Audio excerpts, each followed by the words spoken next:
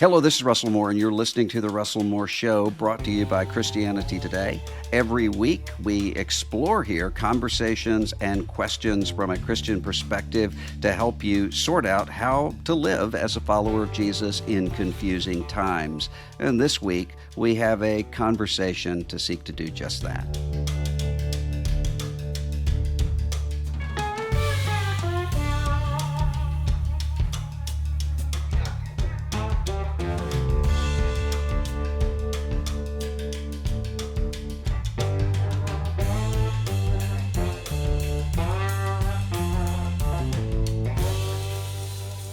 At the end of the year, every year, Spotify has a list of the songs that you listen to most during that year.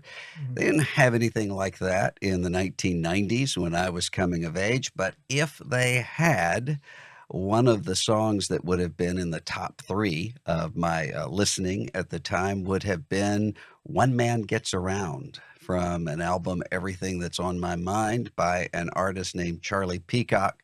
I listened to a lot of his stuff. That one especially resonated with me at the moment. And so I'm really excited to be talking to not only the artist that meant a lot to me over the years, but also now my colleague at Christianity Today, Charlie Peacock, who's a Grammy Award-winning, Billboard chart-topping music producer, composer, and recording artist. He is senior editor of music and pop culture and art at Christianity Today, and he has a podcast called Music and Meaning. And with us is Andi Ashworth. They are married to each other and have been for quite a few years, I believe.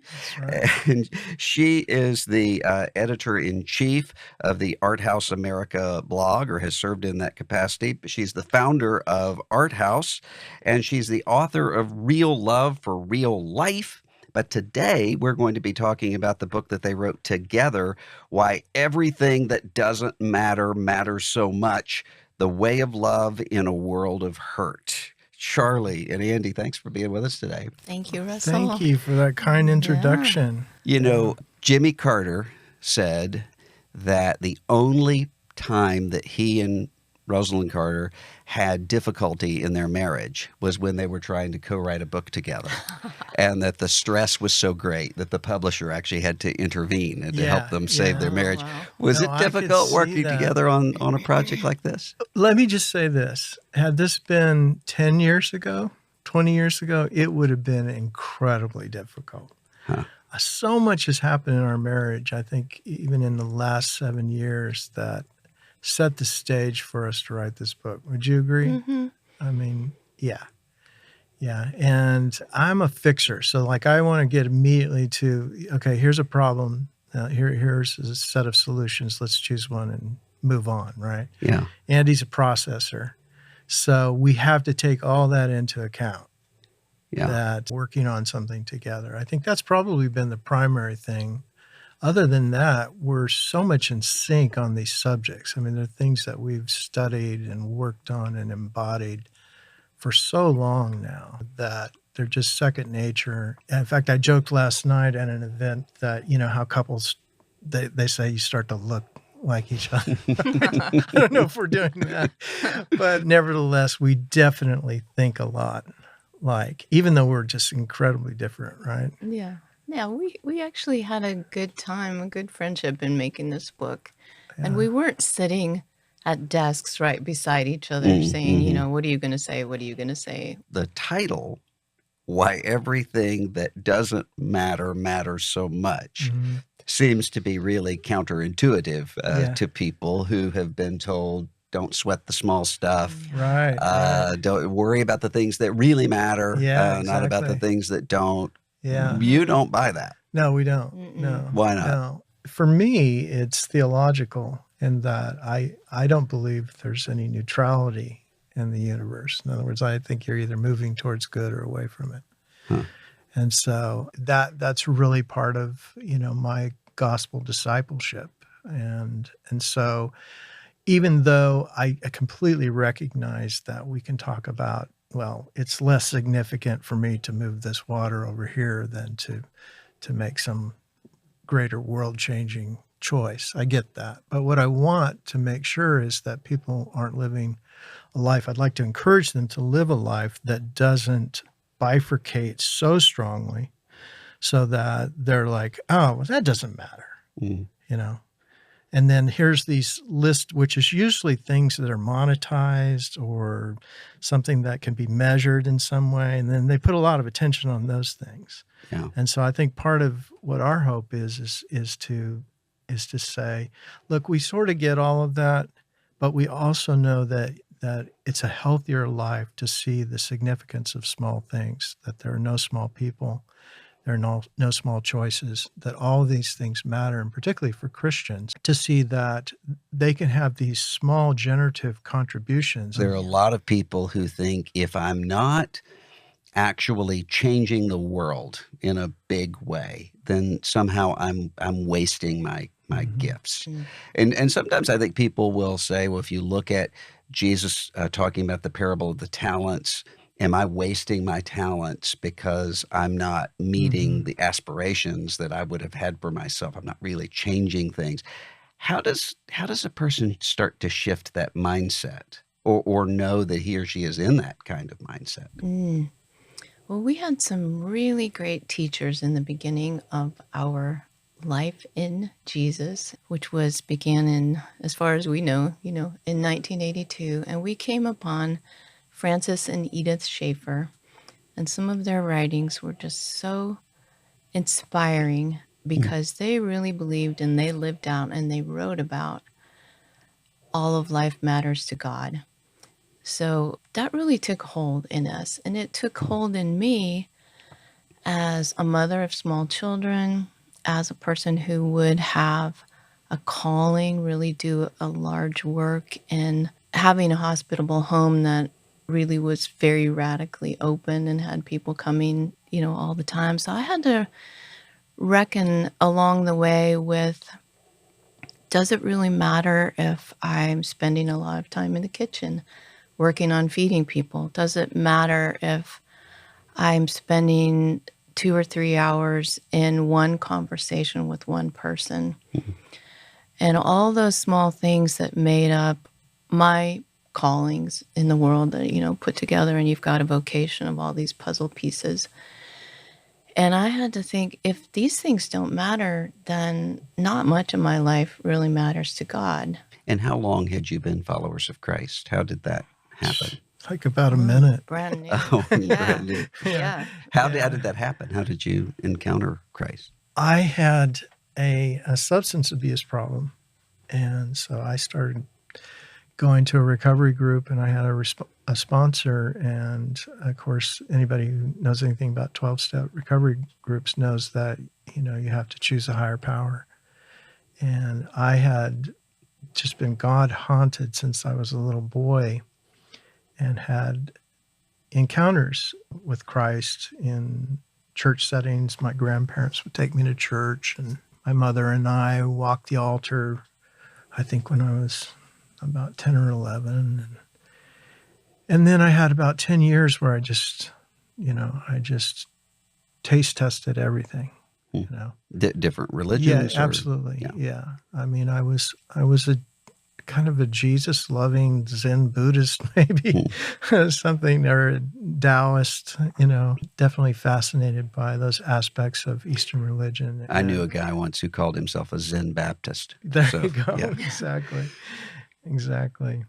If you were a Zen Baptist, did it really happen? That would be your cone. So I just, when it came to choosing a higher power, I'd been around the map so much, and I'd been so inspired by, musicians like John Coltrane, who were syncretists and who were not sure that Jesus could be the only way. And so I just taste tested a lot of stuff, read a lot of books, studied a lot.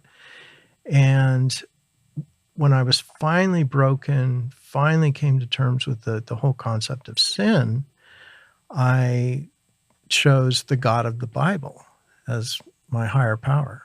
So in the morning, I would ask the God of the Bible, please help me stay clean and sober today. It's just sort of a silly way to say it, but almost like, well, let me give the God of the Bible another chance, Yeah. kind of thing. And that coincided with a really interesting episode where I had just started to dip my toe into praying. So I did those morning and evening prayers of thanks. And I literally said, God of the Bible, hey, Charlie here again. Mm. Thanks for keeping me clean and sober. And so then I just started praying for work and, better paying work as a musician and, just trying to get us back on our feet. And I was such a huge fan of jazz and such a huge fan of Coltrane. And God sent me a saxophonist. Mm. And this fellow called me up and said, hey, I need a sub piano player at the top of the Holiday Inn, just play standards, jazz standards, and can you come and sub? So we sat in the hallway during one of the breaks, and I knew he had become a born-again Christian, right? Mm. Which was so much the lingo from that time. And so I kind of wanted him to know, hey, man, I'm kind of on your team a little bit, Mm. He said, so you said you were praying, for work. Who is it that you pray to? And I said, the God of the Bible. And he said, okay. So we talked about it some more. Well, long story short, I went up to Harrah's Lake Tahoe to play up there at a casino for a couple of weeks. And when I got back home, there was a voice message from him.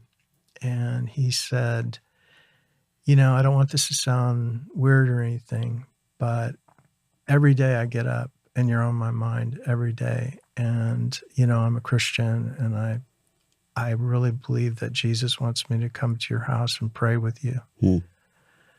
And so I was like, well, that's kind of weird. But so I called him back. I said, well, I pray in the morning. I pray in the evening. I guess I could pray in the afternoon. And so he, of course, he came right over, right? And we spent a couple hours together in the back room where I had my piano in this little house that we had in Sacramento. And I heard the gospel for the first time, Huh. And it was as if a line were drawn in that little back bedroom, on the musty, dirty green carpet, and it was like, here was my life here and then my life to come. And I just was like, man, I know if I step over this line, it will never be the same. Hmm. And it was as if it reminded me of that time when we were in that waterfall and we put our hands through the waterfall. But it was like as if, Jesus just reached out, took my hand, and brought me across the line. And I believed, And was it an immediate sort of It marked was difference? immediate. Oh. Immediate. One of the most powerful, emotional, and really visceral moments of my life of following Christ.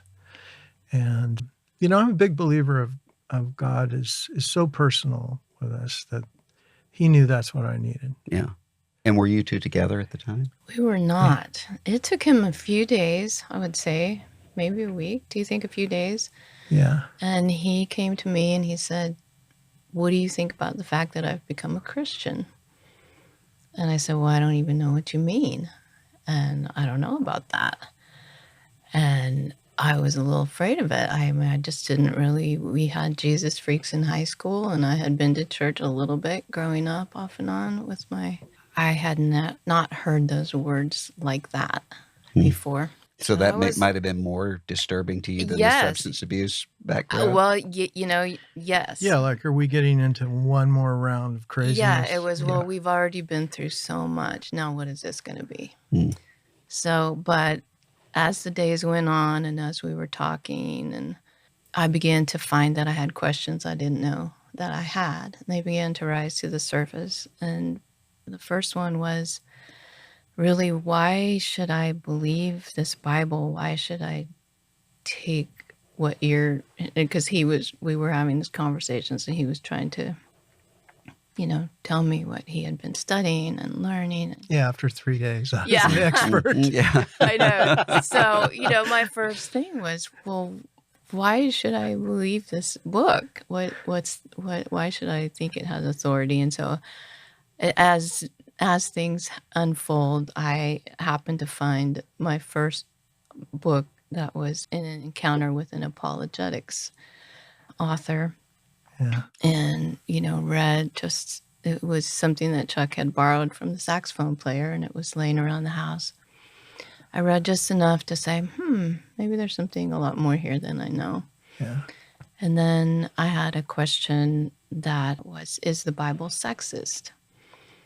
And I happened to be driving around Sacramento, California, which is where we lived, and like a magnet, I was driving downtown one day running errands. I saw a bookstore out of the corner of my eye that I'd never seen before. I think it was a Bible bookstore, a Christian bookstore of some sort. I pulled my car over, parallel parked, got out, went inside, and just like it was lit up, it called, there was a book that was, Is the Bible Sexist? That was the title, and it was by Donald Blesh. Is that the right way you say it? And so it kind of went like that. It was like little steps, do a little bit of reading. I didn't read whole books, but it was just enough to say, well, maybe there's more, keep going. And then we went to the saxophone player's church, just as kind of, I thought, well, that might be a nice thing to do with our family.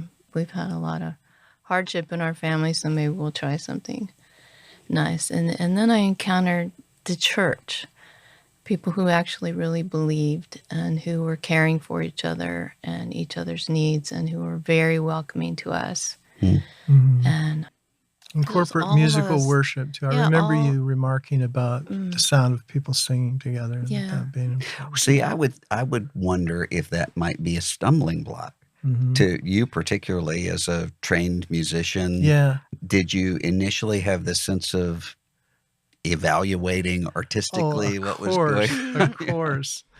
No, I was a downtown hipster, a classic for that era, late 70s, early 80s, and very popular musician, played my own music, had following, filled clubs, people.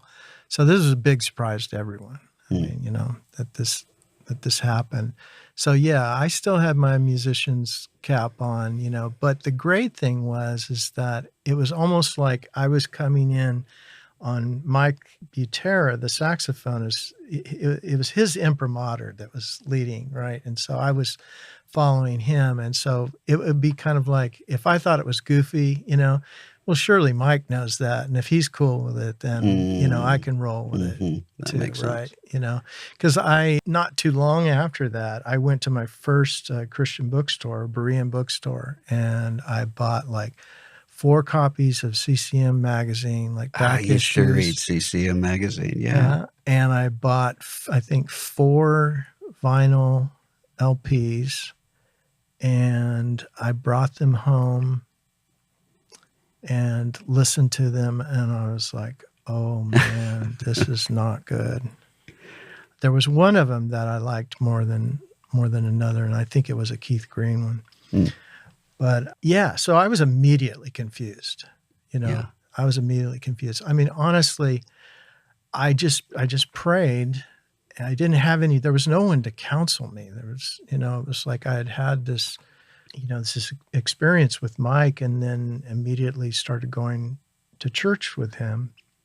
But the rest of my life was still the same. I mean, I was still a young man that was on a track to be a pop star, who was a songwriter, who was going to LA and, just working my way up the music business ladder. Right. And so the first thing I felt in my conscious that I wanted to do was, I had 2 songs that used the F word in them. Right. So I was like, yeah, I should probably take that out. Don't need that anymore. It's there for anger reasons. Your songs that you had written. Yeah, that I've written. So I could discern like, oh, okay, that doesn't work anymore. Yeah. And then the other thing is that I was popular enough that I would get 100% of the door and 10% of the bar. And so I knew that, like, okay, not everyone comes here to just listen to my music. I mean, some people come here to get really intoxicated. So I don't think I want to take, the 10% of the bar anymore. So I stopped taking that and then just increased the door price. So that was almost like my first step of faith with the music. It's like, well, if God is with me, I'll increase, I'll get that 10% back at the door, and we'll see how that works out. But it was just kind of unique, incremental, tiny little changes that started in the beginning that just, I felt like God was just, pricking my conscience to say, like, here's some ways that you can change immediately. Here's some things that you can do. I was talking the other day to a musician in the secular music world, if we want to use those kinds of terms, who was wrestling through, and I've had a lot of people who've had similar experiences.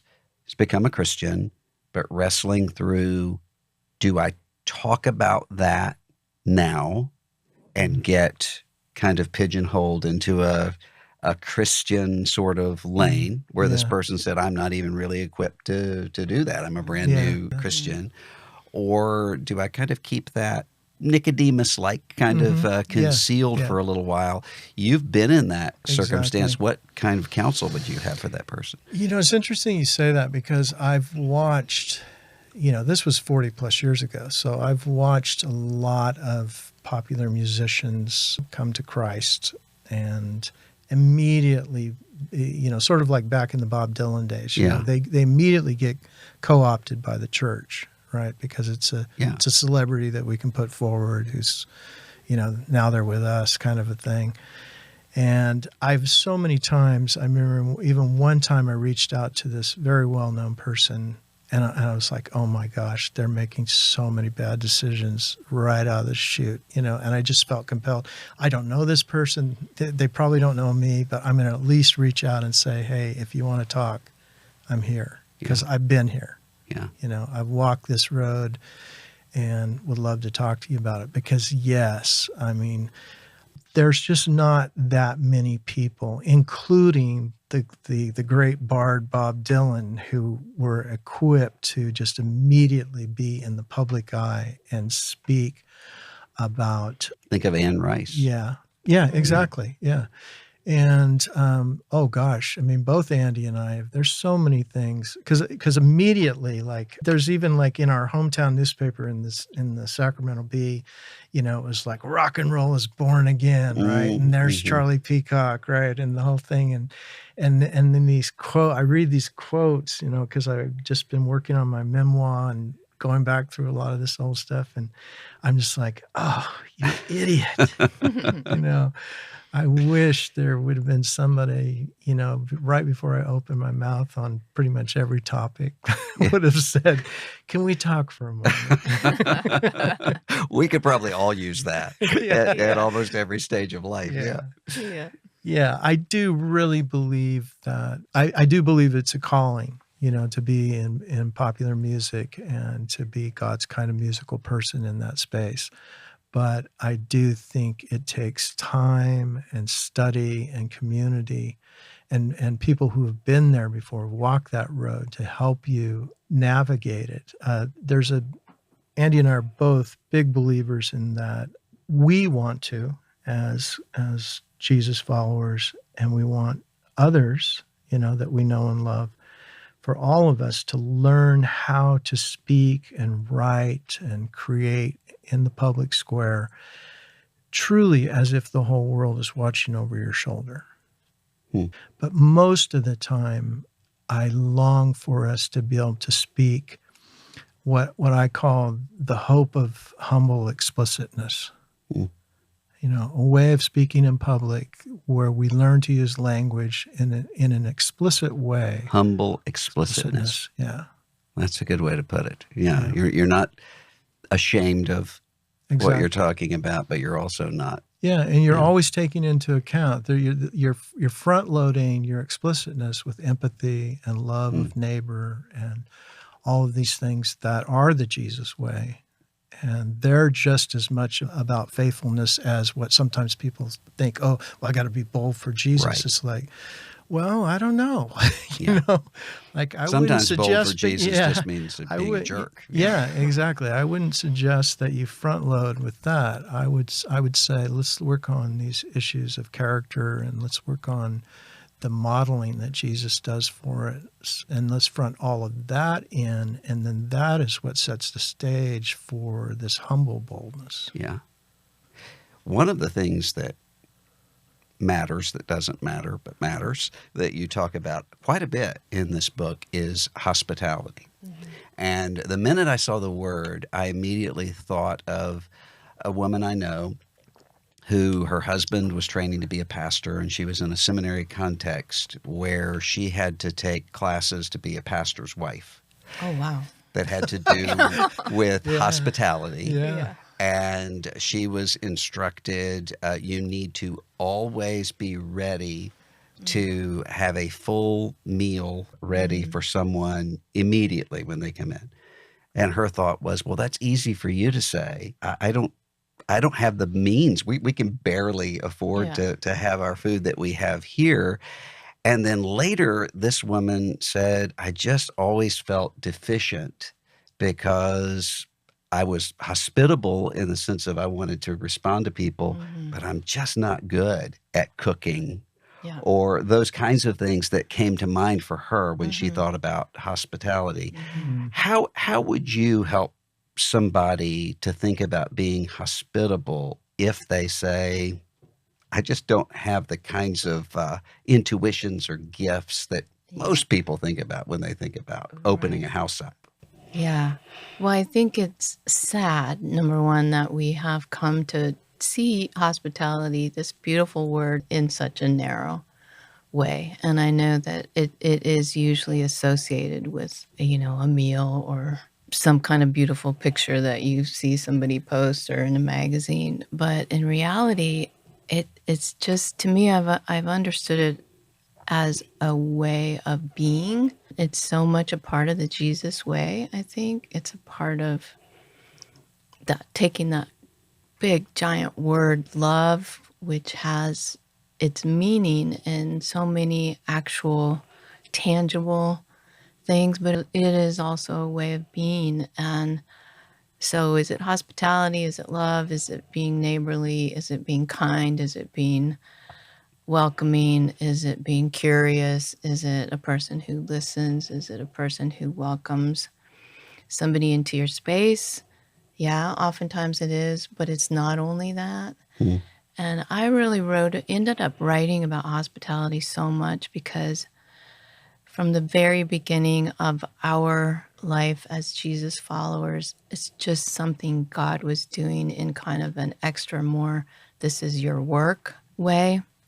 But inside of that, I just learned so much about how I felt when somebody was hospitable, loving, curious, kind, welcoming, and how I wanted to develop that or follow Jesus in that way and respond. And I just kind of learned along the years that this word is really huge. We do it a disservice when we just try to cookie cutter Hmm. or say everybody has to do things one way, and or that it has to be only women, or Hmm. but I really do think that it is something that is part of life for all of us who follow Christ. Hospitality is really, it's simple. It's a peanut butter sandwich, it's a cup of coffee, it's a walk, it's you know and then it can be more complex. Tell us a little bit about the art house and how that came about. Yes, well, that came about. This gentleman over here had an idea, an impression, definitely a calling from God to that began to come to him, to have a place. And this was after we moved to Nashville, where artists could gather for teaching, fellowship, and friendship and hospitality. Yeah. So, and then we had a place that was right down the street from our neighborhood at the time. It was an old Methodist church that was built in 1912. And we used to drive by it because it was just the way that we got into, if we were going to town, if we were going into the community of Bellevue to grocery shop or anything, we drove past this place all the time. So right as these ideas were really forming and he was trying to kind of talk to me about it and explain, and I was like, I'm not really sure what you're talking about. We drove by this place and there was a for sale sign out front. And Chuck said into the car of our children and myself, maybe that's the art house. He already had a name. He had a little logo drawn. You had a logo drawn. Okay. He had journal entries. Yeah. And so we were, a couple days after that, we were inside the place looking at it. And there was an older couple who had turned that old church into their home.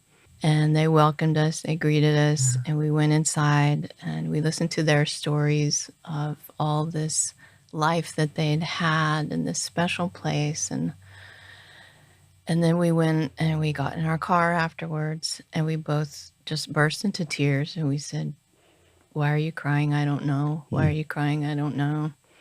The next day we took our children and one of our best friends, we went back. We listened to more stories. And it was a thing where the breadcrumbs of where God is leading you, they're just a little bit at a time, a little bit at a time. And then sometimes there's a big moment. Mm. And then there was a big moment where we thought, we need to buy this place. But Which was absurd. which was crazy at the time. We don't have the money to buy this place. We can barely Not many young afford couples go about buying place. a church. Yeah. It was Not when absurd. you've just moved to Nashville and you're a young musician. Right. You don't. We eventually, moved our studios over there. It was always And our family. our family. It was a work in progress for 25 years. And so very first thing we did was partner with Scotty Smith, the pastor of Christ Community Church then. And Scotty, who was also, kind of a Schaefferite, disciple, he totally got what we wanted to do. And he said, I'll come and I'll teach a Bible study there once a week. And so he committed to that. And then I had a couple of young guys that were fresh out of college. They came and lived in the place and sort of were the volunteers. I mean, some of those are very well known now. Douglas K. McKelvey, you may know Doug, a beautiful writer. David Dark was another one of them. I mean, quite a number of really talented young people back then were there to help us that God sent to us. And then it just took off, before we knew it, we were like getting a call from R.C. Sproul or something. Hey, I'll be in town. Can I come and do something there? And, so we had our regular Bible study.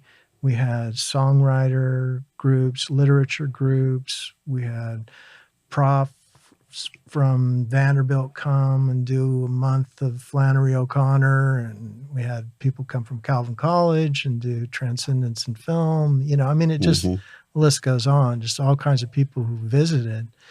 But we would have, a couple hundred people a week that would come there.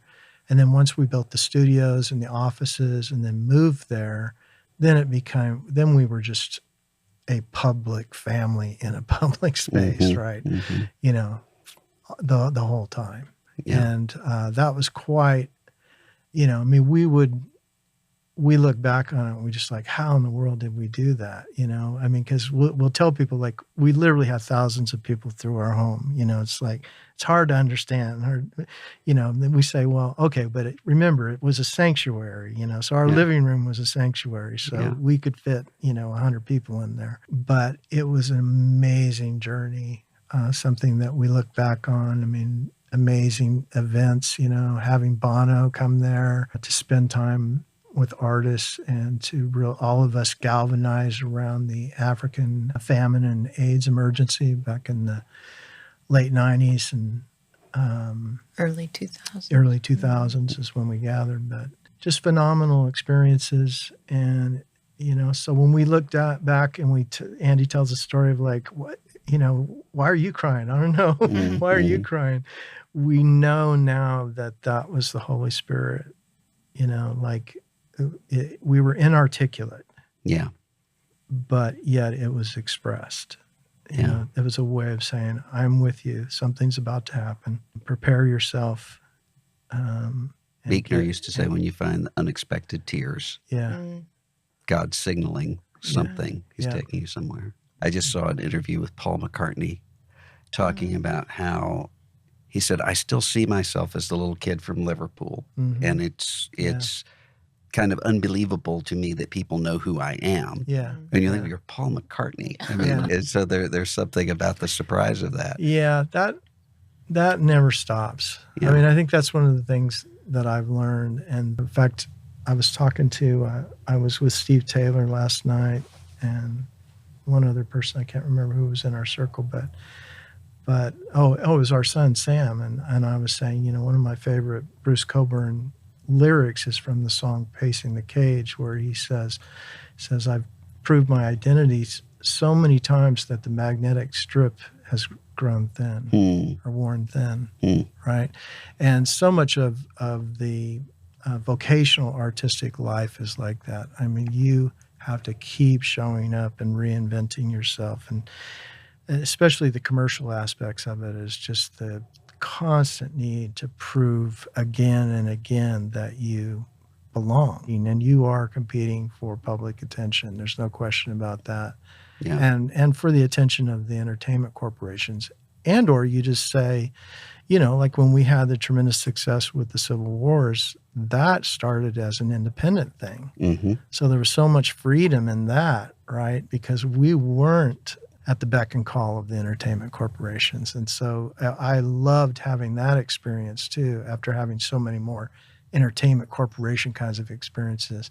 But having that experience to have tremendous success when it was just like, hey, we made all these decisions. We got in a room, we made the music, and the people said yes, and we didn't have to feel like we had to prove ourselves. Do you think that was part of the success? Civil Wars, Switchfoot, I can think of several examples that you have led and produced and directed.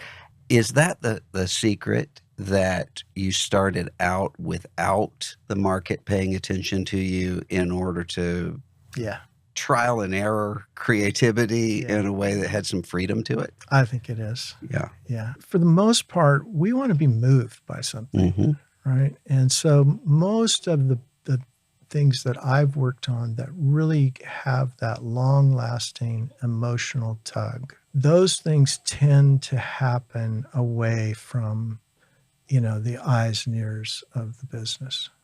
Because what happens with these talented young people is that they start with their family. That's their first circle of affirmation, which doesn't always happen for them. Sometimes they don't get that, and then they reach out. They get help from the next one. But it starts with a school, a community, a church. There's people that affirm you, right? And then the next step is that there's got to be people who are actually doing it, right? And then they affirm you. And they could be just at a regional level. They don't have to be superstars, right? But somebody who's like 2 steps ahead of you has to affirm you, right? And those circles just keep going like that. So if you're not traveling through those, if you stall out at some point, then like I have to make adjustments, I need to get help, or maybe I'm just not, one of the ones like for example, for me, I grew up with a lot of talented musicians, right? And many of them are still playing today, right? But in terms of American popular music history, right? I'm kind of the last standing, right? That's not because I was the most talented amongst my other 18-year-old friends. There are a lot of other things that go into that, right? And because people may lift you into the next circle of affirmation, based on things that you don't yet know are important. You talk about in the book, when we're talking about vulnerability, about coming to a point where I forget how you worded it, but your nervous system essentially shutting down. There are a lot of people, I think, who are in that situation, but they don't know it and they don't know how to get help. How did you all know we need to get this fixed? It's interesting. The disorder that I have, which is dysautonomia and something called central sensitization, the way that this nervous system breakdown manifested for me was that I was in the best physical health of my life. I was, in my late 50s, over at Lipscomb, running the School of Music there, working out 1-2 hours a day, 5 days a week. And then I woke up one morning and I had a headache. And I've had that same headache for 7 years and 4 months. And life changed completely, because back then, it was, this morning it's very low, I describe it as like a 2, So you're doing it right now. It's still persistent. I've never not had a headache for over 7 years. And what that is it's not tissue related. It's the brain having an emergency alarm stuck on. So it's in the same way that if you cut yourself, you feel that pain right there, right? So it's saying, hey, Russell, deal with this cut on your arm, right? Yeah. So my headache is saying, hey, deal with your pain, right? You're hurt somewhere, right? There's something going on.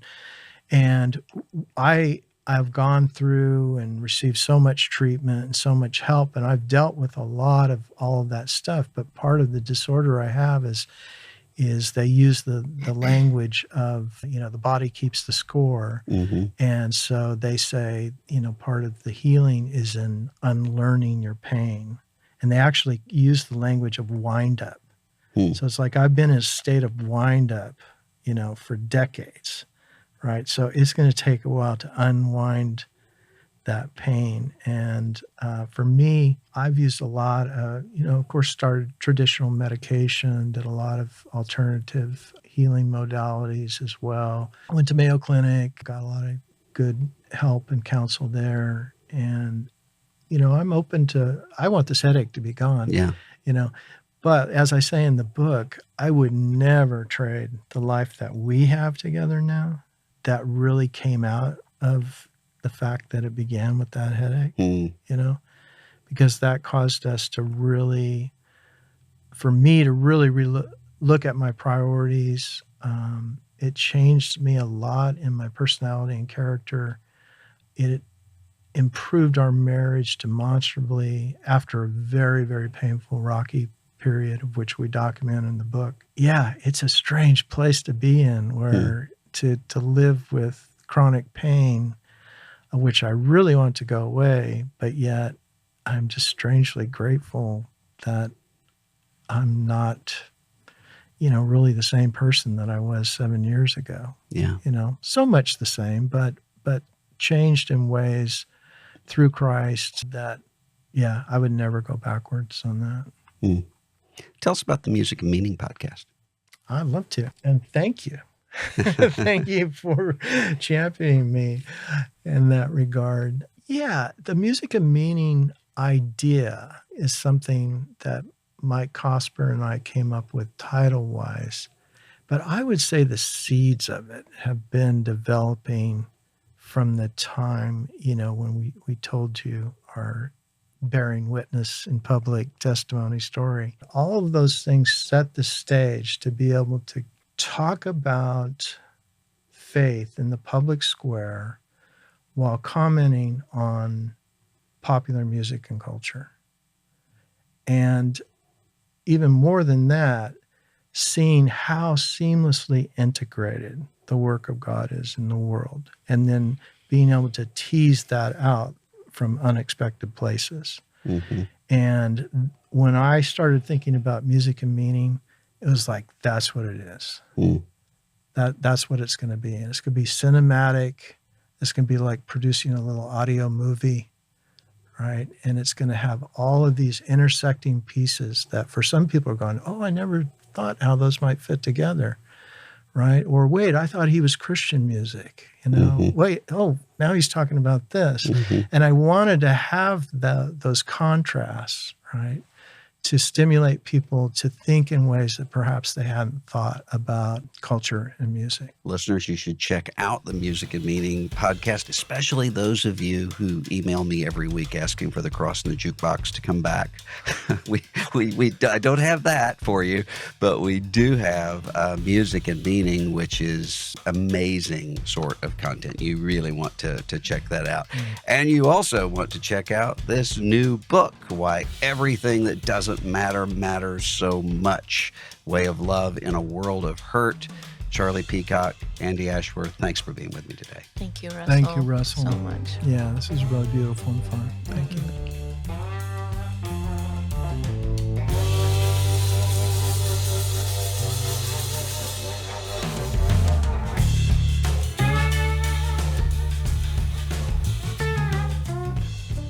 If you enjoy The Russell Moore Show, take a second to share this episode with a friend or leave a rating and review wherever you get your podcasts. The Russell Moore Show is a production of Christianity Today.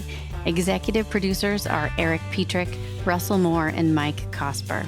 Host is Russell Moore. Produced by Ashley Hales. Associate producers are Abby Perry and Mackenzie Hill. Director of Operations for CT Media is Matt Stevens. Audio engineering provided by Dan Phelps. Video producer is Abby Egan. And the theme song for The Russell Moore Show is Dusty Delta Day by Lennon Hutton.